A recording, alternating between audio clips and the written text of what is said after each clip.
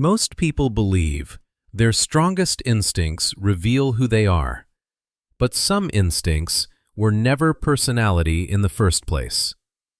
By the end of this video, you may realize that what you've called intuition is actually a survival habit that never learned when to stop. Think about a moment when someone says they're fine. You nod. The conversation moves on, but 10 minutes later, you're still thinking about the way they said it. What stays with you is not the words. It's the slight pause right before they speak, the tiny tension around their mouth, or the way their eyes looked away for a split second. You don't know why those minor details stick to your mind. You just know they do. And this probably isn't the first time. Maybe you've spent years noticing things other people completely miss. Maybe you've been told you're anxious, too sensitive, or overly analytical. Maybe you've wondered why your brain never seems fully off duty. What if those patterns aren't random? What if several behaviors you've treated as personality traits are actually connected by the same hidden mechanism? It happens not because something is wrong with you. It is because your mind adapted to conditions that forced you to stay on guard. If parts of that already feel familiar, stay with me, because a few of these next signs may explain your life more than you expect. The truth is, the first sign usually looks exactly like intuition. That's why almost nobody recognizes it for what it really is. Most people think intuition is something deeply mysterious, especially when you step into a room and before anyone even speaks, you already feel like something is off. A pause is slightly longer than usual. A smile arrives half a second late. For you, this awareness doesn't feel mystical at all. It feels completely automatic. What you've always called intuition might actually be a nervous system that never stopped looking for danger. Your brain learned to scan the environment first and relax later. It became incredibly efficient at detecting shifts long before explanations ever arrive, before words. As a result, you rarely enter any situation neutrally.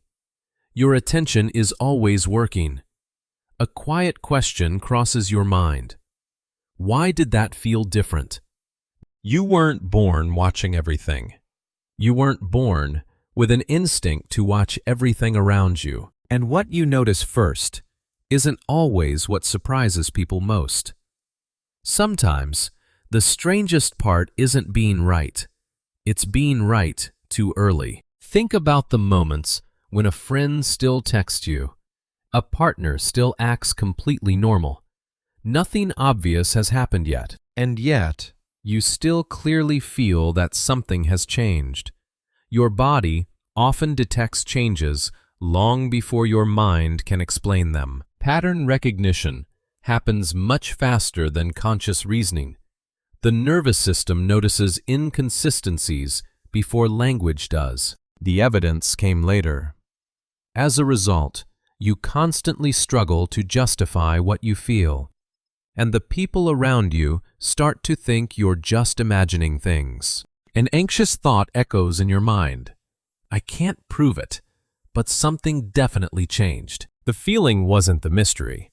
The feeling itself was never the mystery. And over time, that completely changes the way you understand people entirely. Most people crave absolute certainty, but you learned something completely different. Living around contradictions teaches you to tolerate complexity. Think about the moments when someone supports you one day and hurts you the next, and you keep trying to understand both versions of them. Your brain learned early that conflicting realities can coexist. It stopped searching for clean black and white categories. Reality refused to stay simple. As a result, you struggle to reduce people into simple heroes or villains, and others may see you as detached or overly analytical. A bitter realization takes shape in your mind. Both things are true. Confusion became normal long before understanding arrived. Confusion became normal long before understanding arrived. But the same skill that helps you understand people deeply is quietly creating another problem. Not all empathy feels warm. Sometimes it feels like a physical weight on your body. Reading emotions easily often means carrying pain that isn't yours. Think about the times someone tells you a heartbreaking story. Hours later, your chest still feels heavy. The sad expression of a stranger you passed by stays with your mind. It stays. Emotional attunement always goes hand in hand with emotional absorption. The nervous system that helps you notice what others feel is the exact same one that internalizes those feelings inside you. As a result, you experience deep emotional exhaustion. You completely lose the ability to separate your own state from someone else's. A tired question repeats in your mind. Why am I still carrying this? The gift and the burden come from the same place. The gift and the burden come from the same place. And this is where most common explanations stop too early. Reading danger is a useful skill until looking for danger becomes your default setting. The adaptation itself isn't the mistake. The problem is that it never learned how to stop. Think about the times when nothing is wrong at all, and yet you keep checking your surroundings, rereading text messages, and constantly preparing for the worst-case scenario. Your nervous system still treats uncertainty as an urgent emergency. Safety never became familiar enough for you to fully trust. The threat never arrived. As a result, you live in a state of chronic tension. You completely lose the ability to relax and actually rest. An anxious thought haunts your mind. What am I missing? Your brain solved a problem that no longer exists.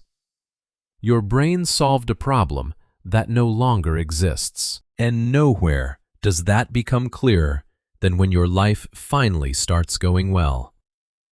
Failure isn't always what people fear most. Sometimes it's stability. Sometimes you pull away from things simply because calm feels completely unfamiliar to you.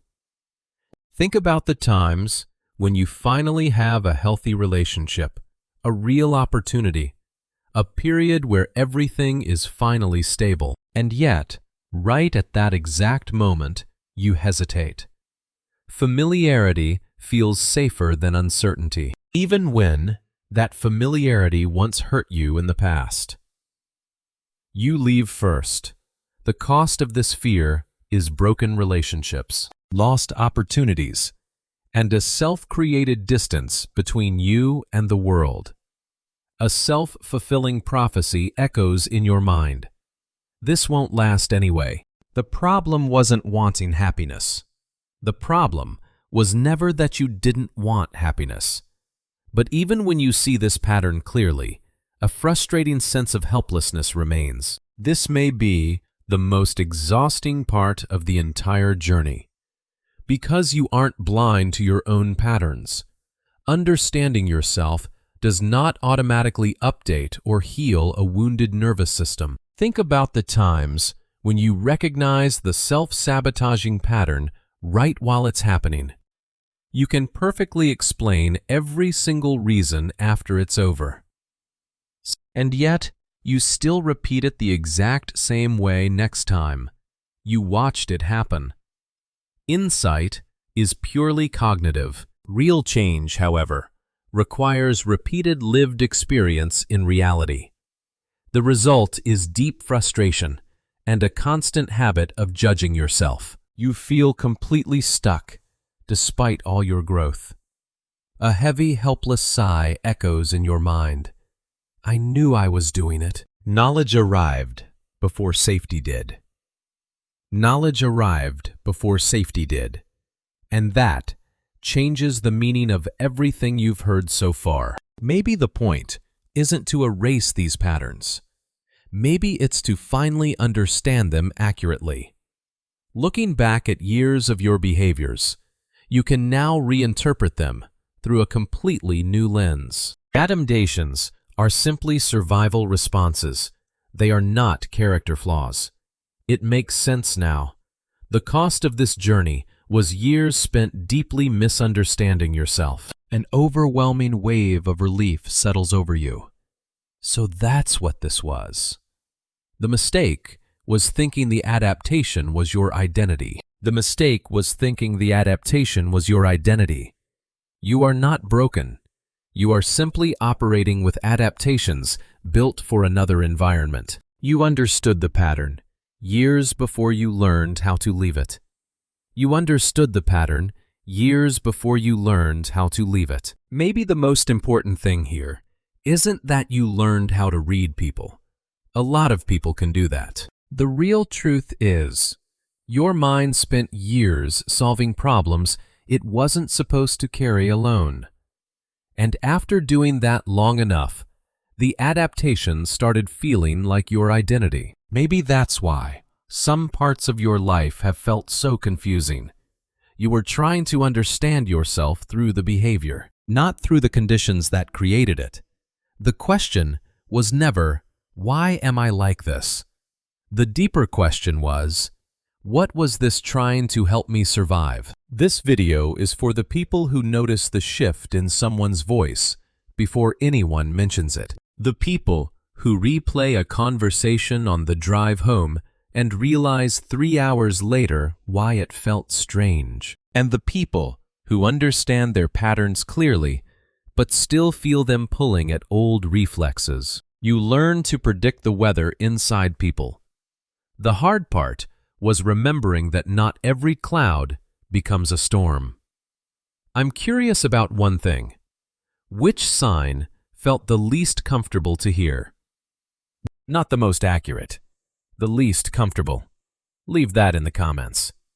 Sometimes the reaction tells the truth before the explanation does. And if these are the kinds of conversations you rarely hear spoken about accurately, subscribe. There are a lot of videos that explain behavior.